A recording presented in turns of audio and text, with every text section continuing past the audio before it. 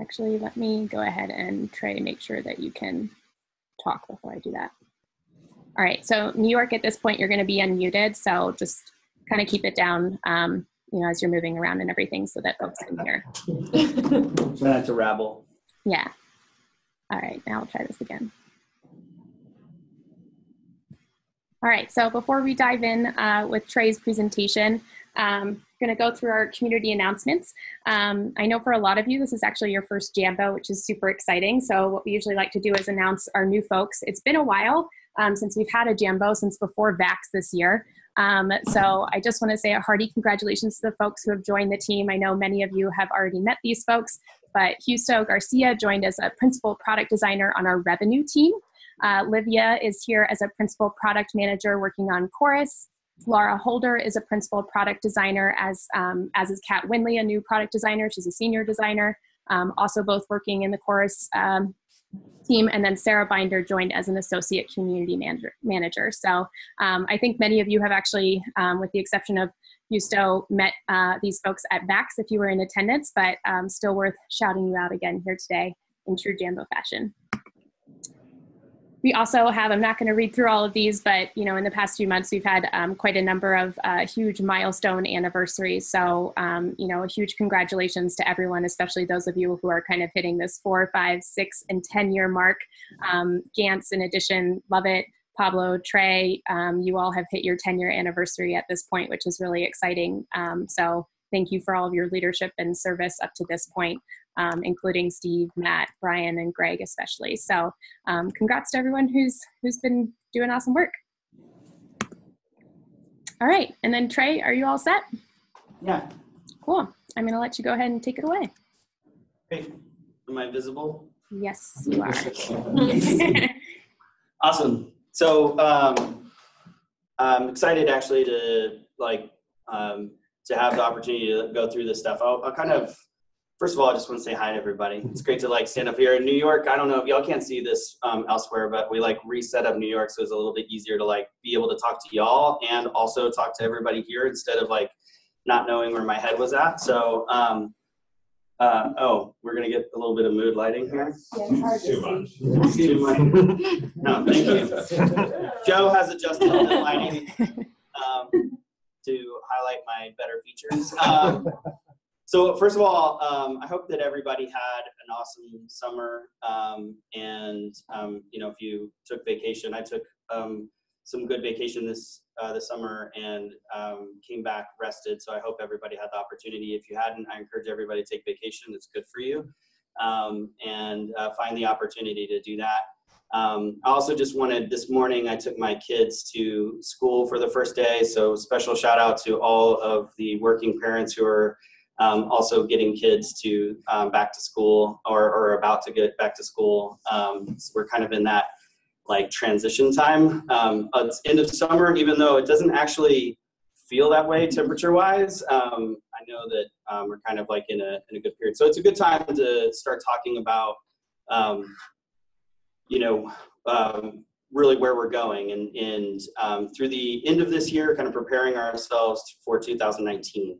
So the thing that just to kind of give you all a little bit of a context is that we have, as a company, as an executive team, started thinking about 2019. We're in the very early stages of planning for where we're going. And so a lot of what I wanted to share with y'all now is the early kind of results of that planning effort. And in particular, to be able to share that with the product team, as we head into 2019, because it's going to, what we'd really like to be able to do is prepare the work that we're going to be doing in Q3 and Q4 to set us up to be successful into 2019.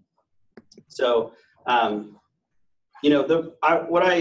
this is kind of to the point that I'm just making, the product team, well, first of all, let me just say today I'm really going to be focused specifically around what the product team priorities are going to be. And what I want to recognize is that there are a lot of people that are also here from the design organization and other parts of our team that are in IT and in different areas that are going to be working across a lot of different priorities, not just the ones that we're going to be focusing on today, but what we really want to make sure that the product team in particular has a really clear idea of what our focus is going to be, what our priorities are going to be, and how we're going to drive into the focus for 2019.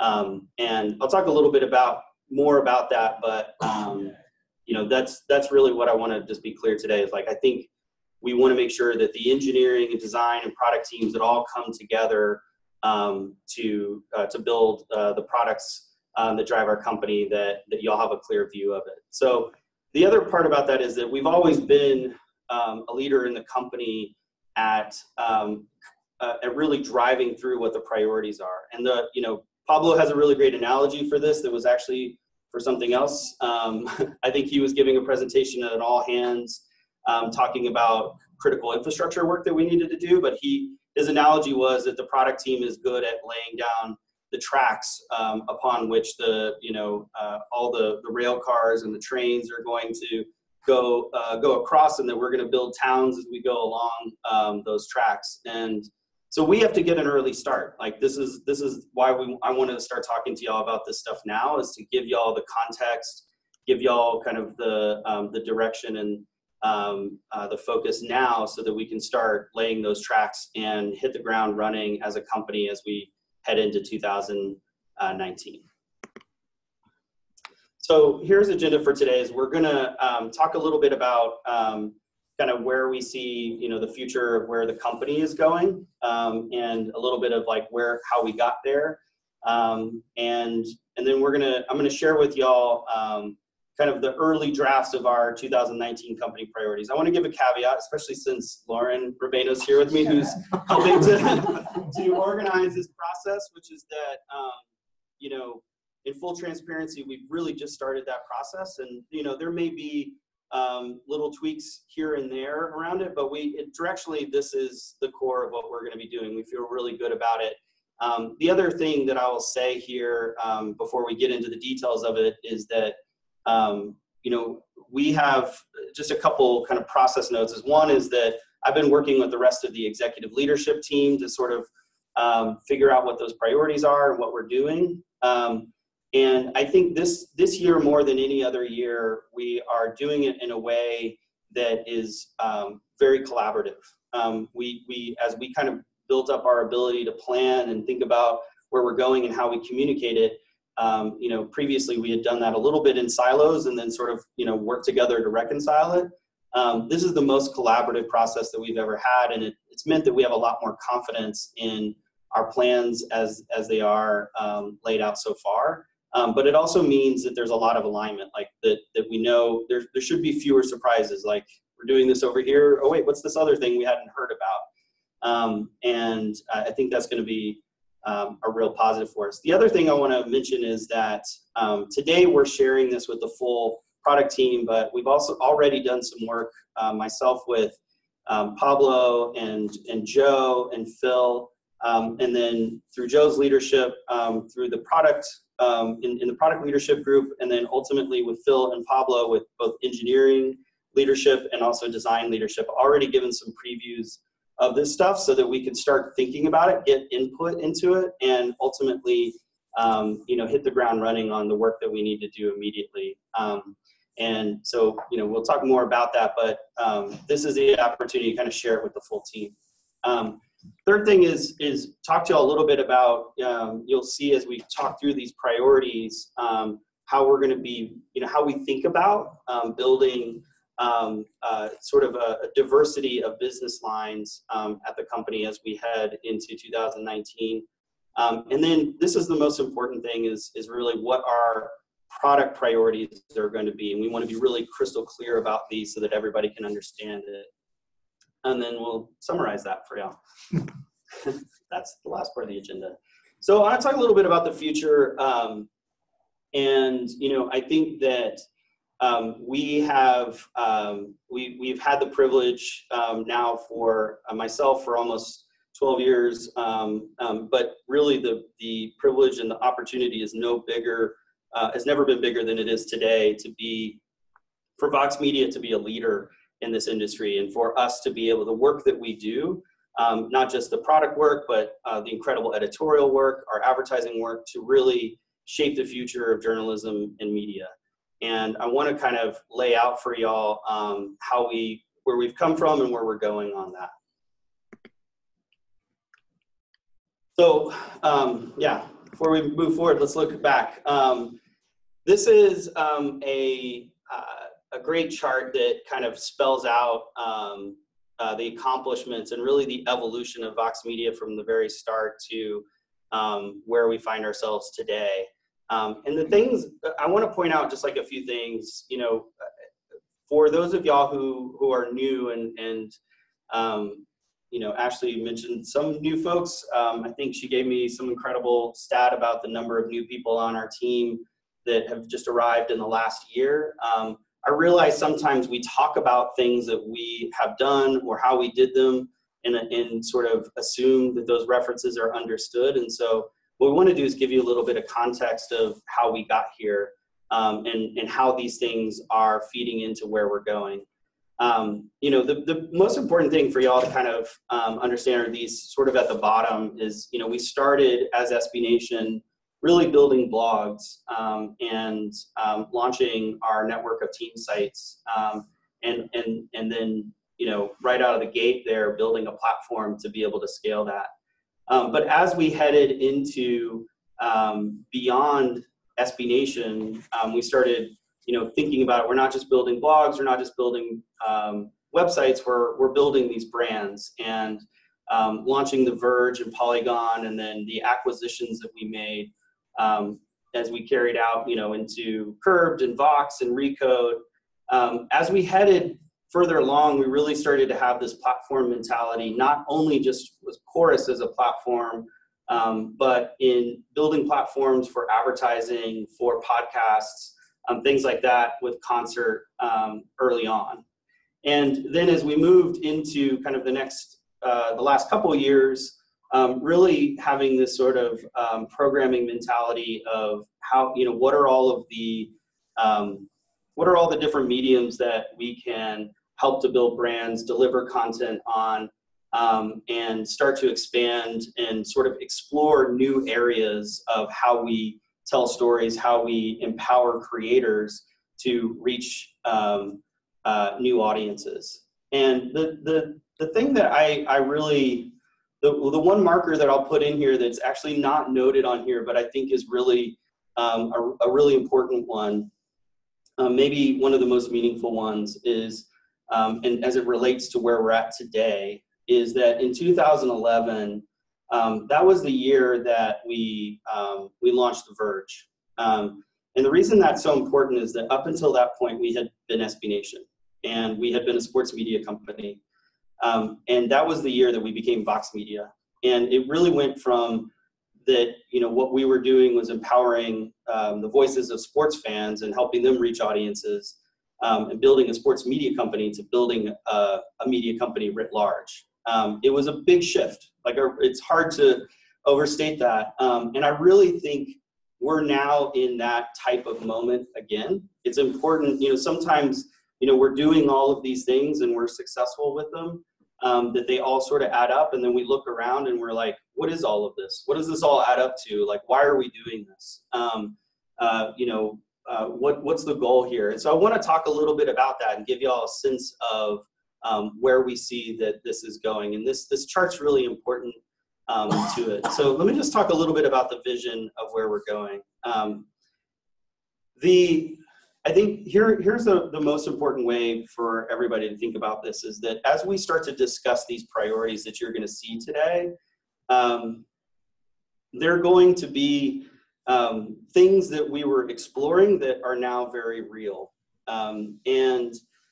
What the distinguishing sort of characteristic of a lot of these new things that we're doing that are shaping what the company is becoming are that we have always been empowering our own creators and building our own brands. But as we move forward, we are looking at a much bigger and more ambitious sort of vision, which is that it's not just our own brands that we're empowering, but that we can contribute and make an impact by empowering the voices and the creators that are outside of our walls as well, right? And the way that we think about this is that we have earned the right by doing really well with our own brands and with our own platforms and our own technology, that there is value to other publishers with taking these things out to them, and there's also value to us in doing that. And it's a bigger vision. You know, I think that you know, for a long time, our kind of traditional model was we're building our brands, we're going to build advertising around it and the platform to grow that. But with things like Vox Entertainment and our Vox Podcast Network and concerts and chorus, we're going to talk more about these. They all are distinguished by the idea that we have a big opportunity, and I think a little bit of a higher calling that we can help contribute to the future of the journalism world and the media industry writ large by bringing what we've done well and bringing value to them. And I'm excited by that because it's something that we've all earned and we've all built together. But the thing that I also want to kind of underscore with it is that by having that bigger vision, it doesn't mean that it's at the expense of what we have created for ourselves. Many of us are here because we came to, we love the work that our own brands do, or we help to build them. That's going to continue to be the case because they really are our, you know, sort of the shining light on the hill for how other people look to how we're going to do this stuff, and they have to continue to be successful, and in fact, not only continue to be successful, but be even bigger and more successful than they have been, and that's really where we want to go. So, you know, I want to talk about what opportunities that we think that creates for us, and the way that that's going to drive the opportunity, the priorities for how we think about it. But I want to just underscore before we go into that a little bit for y'all, like what drives that. What's underneath that vision that we're doing? That's kind of why we would want to do it. I think is that, you know, that we know that we can create something that's really impactful. You know, that Vox Media can really influence that space. But the other thing that's, I think, important to understand is that those opportunities, they're also they give us, they create opportunities, value for us as a company as well, right? And I think that the way that we're going to look at those is that hi, whoever just sped away, please mute. That was awesome. Come back. Hope I didn't scare you off. So, you know, the thing, as we get into the priorities, you'll see this, but I think what's important for everybody to understand is that we've had that traditional model that we've had around building our brands and our advertising. That advertising model has matured, and we, you know, the same growth rates that we saw over time. You know, what we're seeing is that growth is not the same, and what we need, you know, and even what we expected. And so what's really important for us is we got out ahead of that. We knew that we needed to create some new growth opportunities. At the beginning of this year, when we laid out the priorities, you saw those. Some of them are like little sub-bullets, like emerging and like, you know, we're down below. The difference is that those things have become very real. Like, and that's thanks in large part to a lot of the work of people in this room, but also across the entire company. And so those things have gone from experiments really to very real opportunities. And what you're going to see is that actually they are going to turn into the priorities for the company so that we can fully realize those opportunities. and build a really strong, diverse set of businesses as the industry evolves and as we evolve as well. So let's jump into it. I want to, I just talked about business models that are diverse and robust. I think the other word that I would just use here is complementary. We have found new areas to get into that are not crazy things. Like, we're not all of a sudden going to start doing like a couponing business. We are picking things that are close to what we already do. And so, like, we've, like, for example, Vox Entertainment and the work that the production studio does is built off of the success that we've had around our own video programs within the brands. And while the model's a little bit different, it's very complementary. You'll see the same with Concert and with Chorus. But the key is that they are diverse and that they are robust in the sense that we have real true opportunities. Our North Star has always been quality. We're not just empowering this next generation of creators and finding new audiences. We're doing it around really high quality work that I know that I'm proud of. I know that y'all are all proud of. Recently, I feel like our work is more important than ever that our brands are doing, and the journalism that is happening. Even the fun stuff is really important and done in a really high quality way. That's not going to change, and that's going to be what we focus on. But move really quick. Platform technology, products to enable scale and engagement. That's always been how this team has accomplished things. This is a really important point because you're going to see both of our priorities are grounded in that approach. That's what determines our priorities. That's important because if we can't get scale in them, we can't find engagement through it. That's why we've led in a lot of these priorities. And then always this culture of collaboration and the values that we have around respect and diversity and an ambition, passion for our work. Like, we can't lose these things as we do it, because these values are the ones that set us apart as a company and make us better. We always can do well, but we also want to, as we influence the rest of the industry, we've already influenced it through this work, and this will be another type of thing that we can, as we get better and better at it, export it to help others grow in the same way we have. So here are our priorities. These are the company priorities for 2019 at the top level. The top one, I'm just gonna, turning our brands into household names, really kind of the go-to in their categories. What I'll point out about this is that each of the brands is going to do this in a unique way. I think what we've learned and what we know now is that these brands are going to be successful by doing it in a way that works for them and in a way that really helps build a strong business around what they're doing as well. And so, they have really high quality work that they're going to be doing here, but in some cases, what we're going to be doing in 2019 is really helping the brands, and they're going to be making their plans around how do they focus on the best of what they do and what's going to help them be big. And big doesn't mean just a big giant audience. I think, one thing I will say is that for a long time, we kind of had this notion as we were building our brands that meant just a very big audience. They'd ask us what type of audience, and we would say a big one. I think that what, they have really clear ideas about who their audience is and who it can be, and we want to really focus on that and build loyalty and engagement around that, but really become known for, use that to focus on being well-known. Household names does not mean that you're just everything to everybody. And so we're going to have unique plans for each of those brands.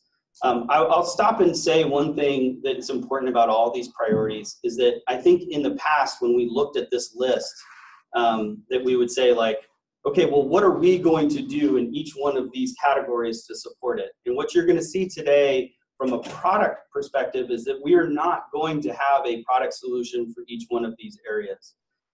Some teams, however, work across all of these, and I'll call it out again. I know that in particular with the design organization that y'all do work with all of these different areas, and you will be going into 2019, and we're going to figure out how that works. But for product, we're going to be very focused in the areas where we put all of our energy and attention. But on our brands, one thing I want to point out here is that we are going to do work that's going to support this priority, but we're going to do it in a way that is complementary to the other things that we need to do. And so that means investing in our platform, and it means, you know, improving the core tools that our brands use, but that will also be applicable in the course licensing business.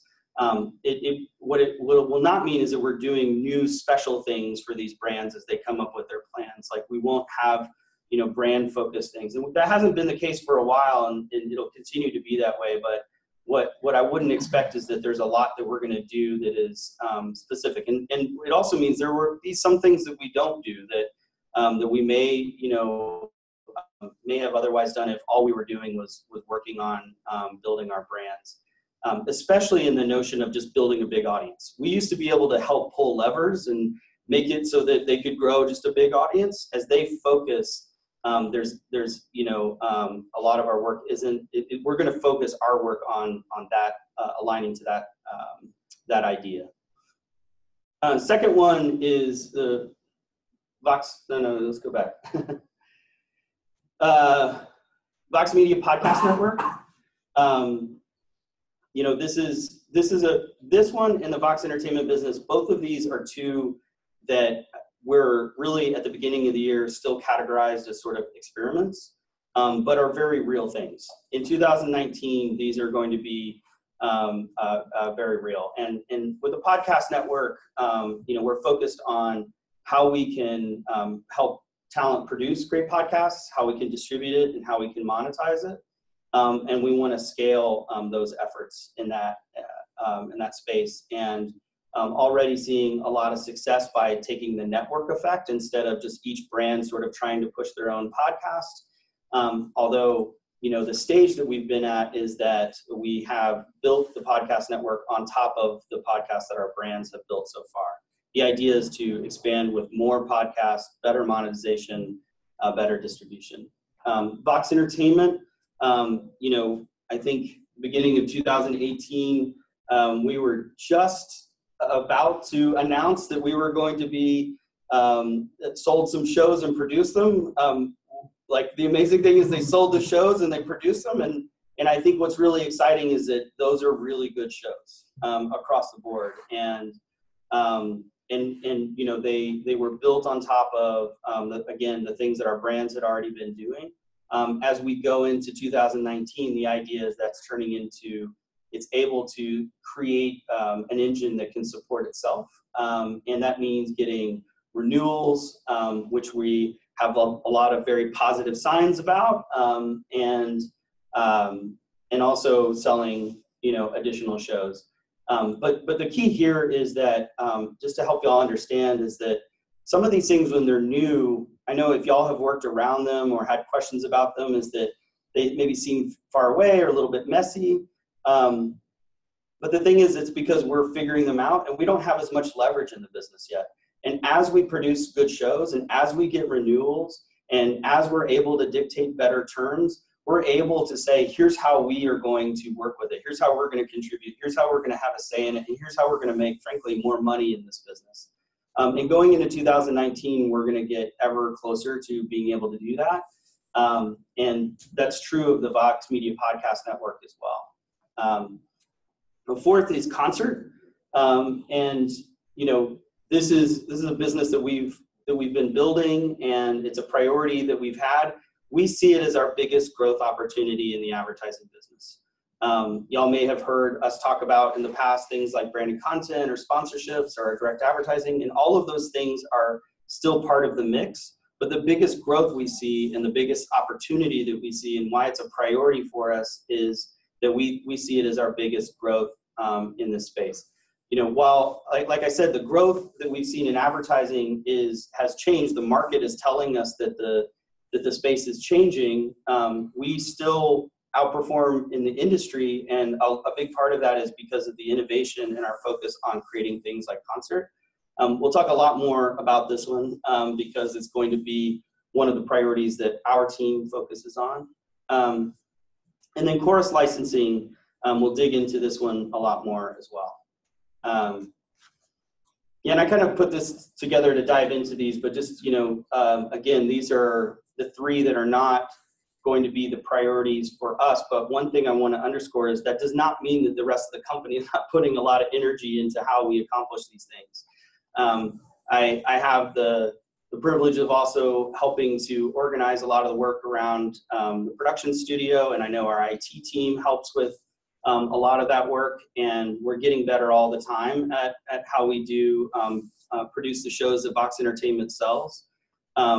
And I think the other thing that is important for everybody to understand is that some of our brands have made outsized, a lot of their energy and investment has gone into that business as well. Vox in particular, they took people who were doing other things at Vox, and those people have said, look, the way to build our brand is to go produce these shows. And that's really important. The Netflix show is part of that. It's true of Eater as well. And as we grow that business, we will have to take, the thing I want to point out here for y'all is that in the phases of these businesses that early on, we sometimes have to take, people and investments that we're making in existing things and put them towards these new things.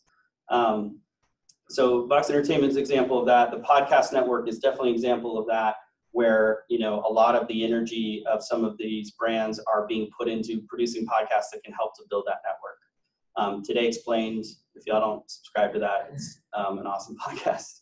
And then on the brands themselves, just a point there again, which is that we are not we're going to a lot of the work we're going to do is going to continue to support and sustain those brands as they work on the focuses that they have in 2019, but it won't be in the same way that we've helped them grow in the past. So you've heard me mention this a few times, but I really this is really important for everybody to understand, in particular as we start to talk about the priorities for the product team, is to understand how we're going to build a diverse set of business lines. We've just mentioned those. So, I think the key thing is that at the beginning of the year, we set out, one of our major priorities was to focus on, building a sustainable business, financial sustainability. And some folks have asked me, like, what does that mean? And why is that a goal? So just really simply put, like, what we're trying to do is work our way towards break even and profitability. And the reason why we would do that is not just for the sake of, creating profits for Vox Media. It's so that we as a company and as a team can control our destiny, right? And, that's what you heard, Jim at the beginning of the year talk about. And it's really important that we do that so that we can have the flexibility that we want to do the important work that we believe in, and ultimately to be able to do that for others as well. And it allows us to prove our model. We have kind of we said that we could do this better, and so we need to prove out that we can do that. And then ultimately to achieve our mission of being, an impactful and meaningful media company and shaping the industry. So two things for y'all to understand around that is kind of new things in 2019. The first one, y'all have heard me talk about it a lot, but I really want to underscore, because I think for folks when they're interacting with some of these new businesses and priorities, these different businesses are at different phases, right? Some of them are several years into it and really well developed, and some of them are brand new. And when they're newer, it means that we have, that we're going to have to sort of borrow from the company in order to make them successful. And sometimes that's confusing. You're like, should I do this or should I do that? Like, how do I figure out how much energy I put against it? But the goal is to get it stood up so that as they start to generate more revenue, as they are valuable and impactful to our users and our audience, that that they can be, more and more self-sustaining, but also contribute to the business. So, each of these businesses we're talking about are in different phases. And the second thing I want to talk about is that we have had, as we have been more in a venture funded mode, been able to forward invest in a lot of the things, like take a lot of shots and make a lot of experiments as we go along. And what this means is that we can just say we want to do something and put the full team together and invest in a lot of things in order to go out and build it and figure out what the revenue model will be, or figure out like what the opportunity truly is. And we're going to be making a shift that's a little bit more geared towards a milestone base. Like as we achieve certain things, we sort of unlock the ability to invest more in these businesses as they're growing. And so as we explore more opportunities than just our core business, that's the way that we're going to invest in them. So this is usually, as I've been talking to everybody else, I would have stopped twice or three times and said, what questions do you have? I've just dropped a lot of information on y'all, so I'm just to take a deep breath before we get into our priorities for the product team. But hopefully everything I just told y'all about is some helpful context and some helpful explanation of how we're thinking about these things.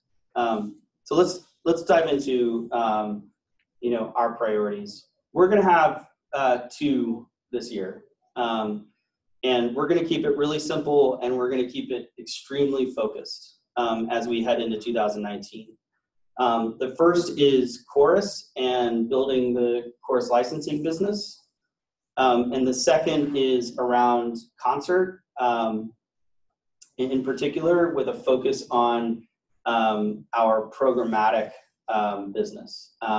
So for those of y'all who have no idea what we mean when we say programmatic, like we'll explain a little bit about that. I got some feedback that some people don't know what those words mean. They may not even know what Concert means, so we'll talk a little bit about that. So let's dig in on Chorus. So we have really 2 goals with the Chorus licensing business. In 2018, we're looking to close 2 new customers, 2 new partners by the end of the year. And the good news is that we're on track. And the other good news is that since we kind of have made this more official, we have a lot more people interested in coming and talking to us. And it means that we have the opportunity to talk to a broader range of partners. What I'm really excited about with the people that we're talking to now are, and without revealing too much of it, I can't wait to announce it when we close these deals.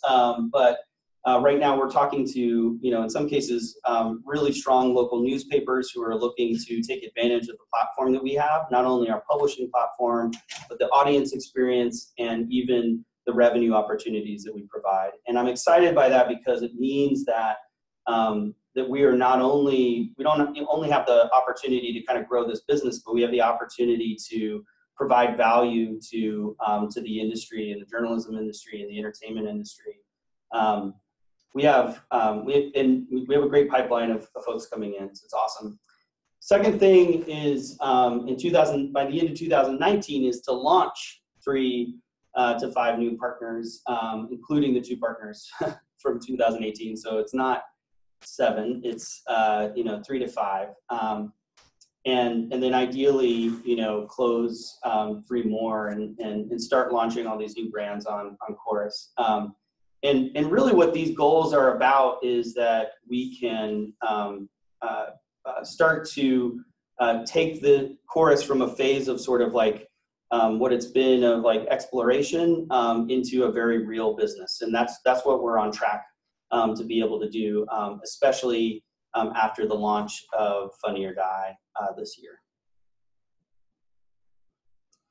So I want to talk a little bit about how we're going to accomplish some of these things. The first one is, as we have been talking about this with all of the teams involved, we heard one really important thing as we shift gears, which is that we have work to do on Chorus. We have really important work. We have critical product design and engineering projects to improve Chorus in ways that will enable the new business, but ultimately our brands as well. And a lot of these projects were already on the docket. They were things that we knew that we needed to do before we had an emphasis on the course licensing business. But they're things that were definitely prioritized so that we could really provide the stability and the confidence and strength in the platform to build a business on top of it. But the end result will be that we will improve things not only for our course licensing partners and our teams that are going to do this work around it, but also for our brands. And there really are some important projects in each of these that are pretty exciting about how Chorus is going to improve. There's a lot more to come on that. Teams working through the details of what those things need to be. But that's really, I want to emphasize here, this is the top priority. Doing this work is the number one thing that we're going to make sure gets done through the end of this year so that we can hit the ground running in 2019. Second thing is that, I'm going to kind of go down to 3 and then I'll go up to the other. So in 2019, we're going to, we'll still be asking that the core team help us to, launch at least one of these new customers. But the goal is that as we close these deals and bring the revenue in, that we can add new resources to launch these new customers on Chorus and really build that business up. But it'll be some smaller portion of our core team so that we can continue to invest in the platform that is supporting a lot of different things.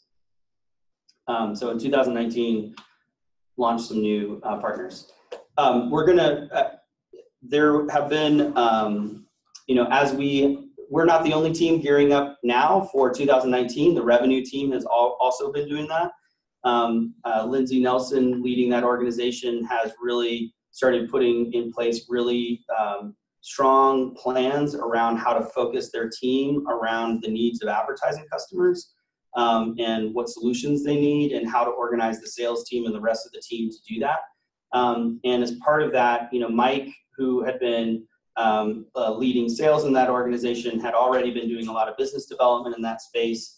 And we've asked him to help us on Chorus. And so he's going to join my team to continue to work on business development in some of the sales deals, but to be mostly focused on growing our sales pipeline with quality partners. I can't overstate how excited we are to have somebody who knows Chorus so well and knows Vox Media so well to help us do this. Katrina, if you haven't met her, Katrina Barlow is on the team, has been doing a fantastic job of leading this business, and now we have another partner to grow it. The other news that's not on here is that we're hiring a partner manager. She already signed, who's going to be coming over from the New York Times to help us manage our partnerships as well. And here's the thing: we'll learn as we go. With each partner, we'll get better at how to set up these deals and how to manage them, and and be able to find the quality partners that we want on the platform. But this team is really good at this, and we want to continue to get better and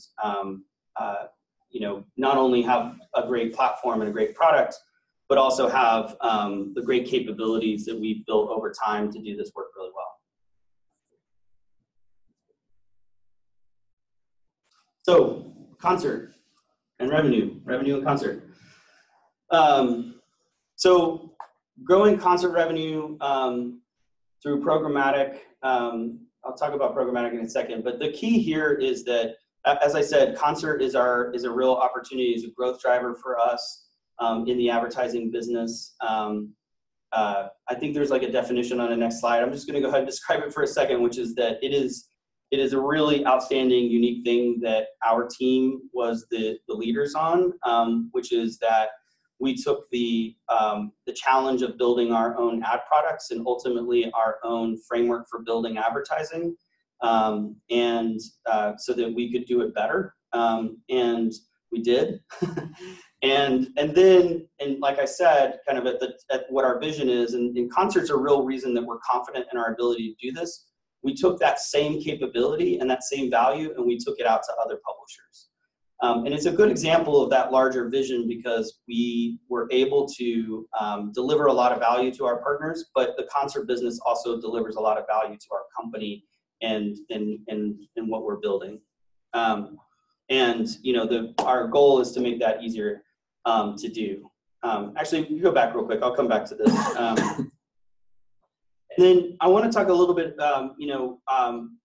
the other revenue area that we're going to be exploring is, our consumer product team built an amazing eater recommendation architecture and application design, did a lot of really great exploration of this work and also a lot of technical work around it.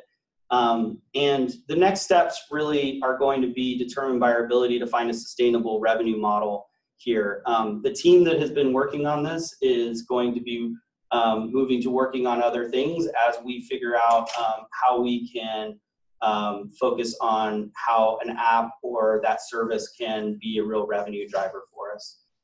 And so we want to find that product market fit, and we want to find revenue opportunities. The thing I'll just note here is that Mike, who's going to be working with me now, is also the person focused on going out and selling the sponsorship for a launch of an eater app. And so we're working really closely with him and with the entire sales team on finding great partners for it. And we have a lot of really cool ideas. There's a lot of excitement, but we got to figure out not only how we could make a launch of this successful, but how could that app be in a long-term a revenue driver as well, so that we could make a sustained, investment in that app if it makes sense. So there are two areas. Yeah. So Concert, that should go to concert.io. It'll tell you what we built, but it's really this publisher-led ad network is the most straightforward way of putting it. With our great advertising technology and designs running across the internet. Programmatic, we're going to talk about this, so I just want to, for folks who are not familiar with this term, all that it means is to help automate the decision-making process of buying advertising.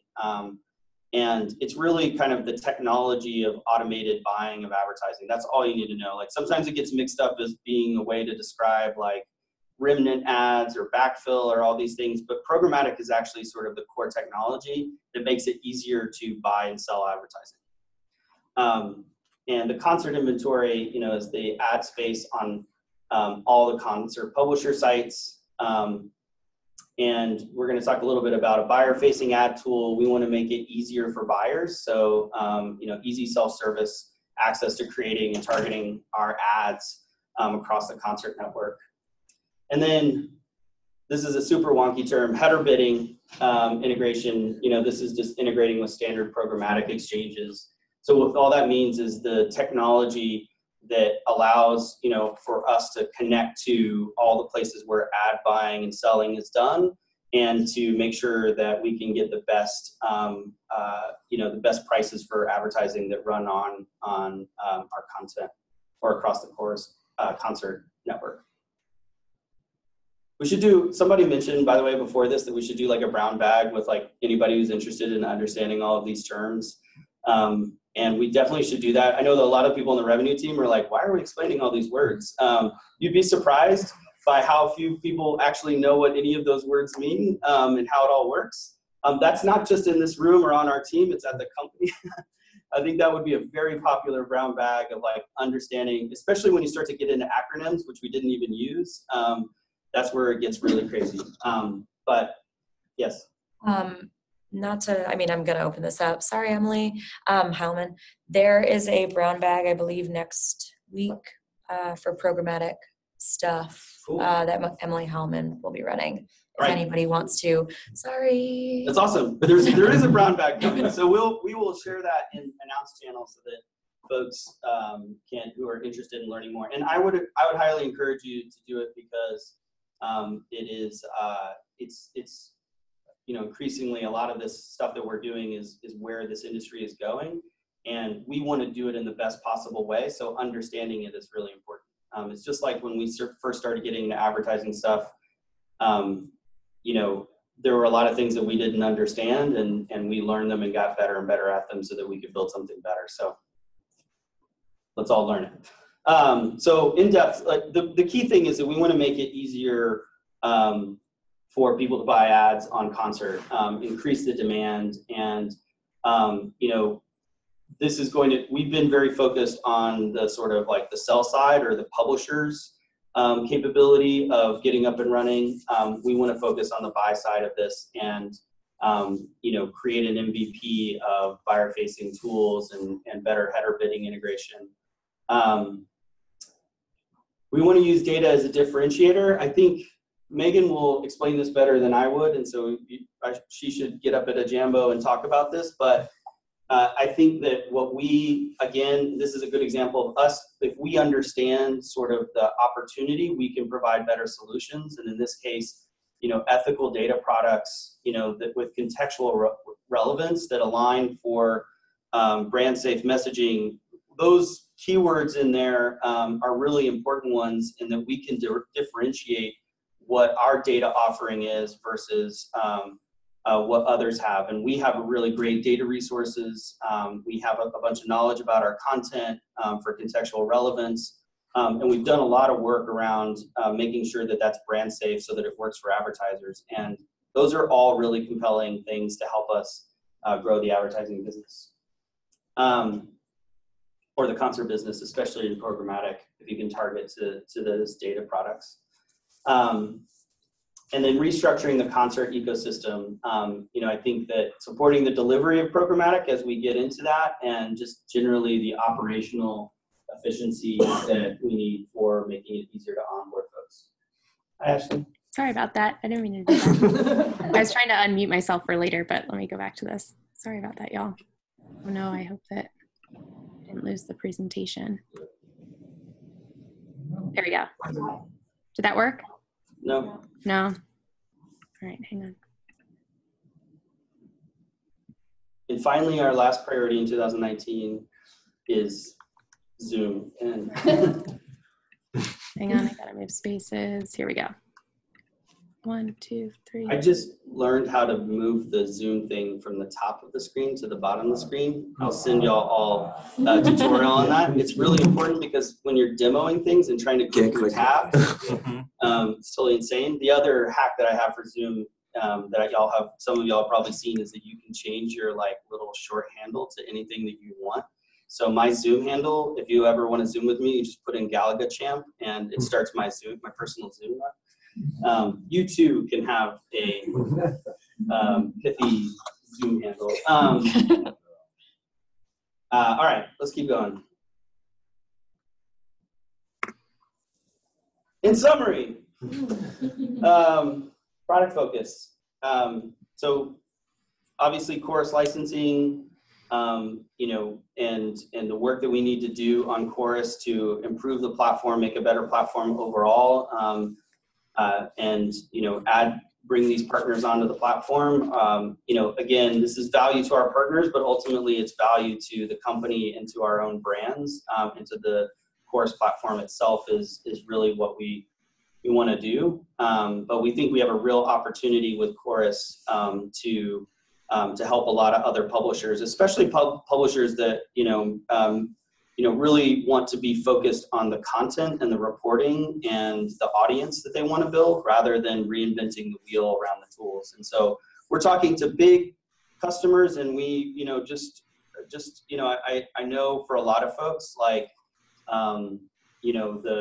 the health of the journalism industry overall is important, and we care about it. And so we're also exploring ways that Chorus could be helpful to a wide range of publishers. And ultimately, I think if we can build a strong business here, we could bring that to a lot of organizations that could benefit from our tools and our revenue opportunities. I should say, by the way, I've had the privilege of doing a lot of customer conversations and doing a lot of demos, and two things are major themes in those conversations. One is that we definitely have the very best tools and a really great audience experience. It demos really well. It's fun to show off. And we repeatedly hear that. So thank y'all to everybody who helped to build these. And two,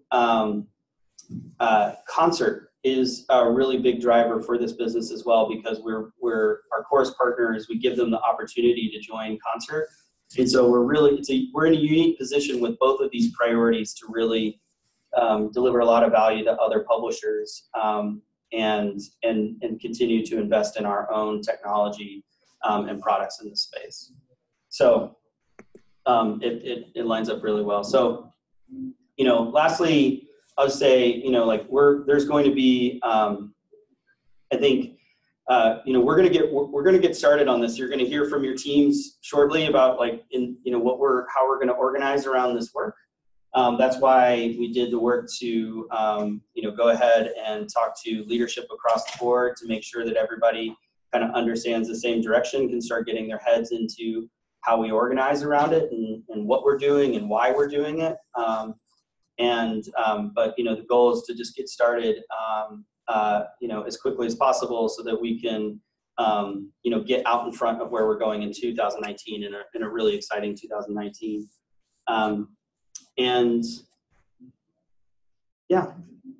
Listen, thank y'all. I know this was a long thing to listen to, but I will just, I hope that it's been helpful for y'all. I hope it's been clarifying. If you have questions about it, I'm always happy to answer any of those. For those of y'all who know to get into my DMs, y'all do, and I enjoy it. I especially love feedback on things that aren't clear or how they could be clear. So please reach out. There's nothing that I don't want to hear about this stuff. But the leadership of your teams, Pablo and Joe and Phil as well, reach out. And then, like I said, we've already talked to engineering and design leadership as well. So please reach out to all those folks to figure out, what questions you have about any of this stuff. The last thing I'll just say is that we have a company all hands coming up. When is it, Lauren? 26th. During the 26th.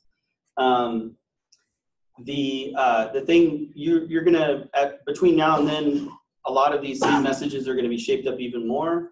And you'll hear the big picture version of this from Jim and probably other leaders of the company.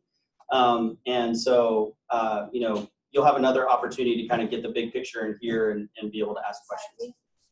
Yeah, sure. We're being kicked out of this room, so thank you. Onward.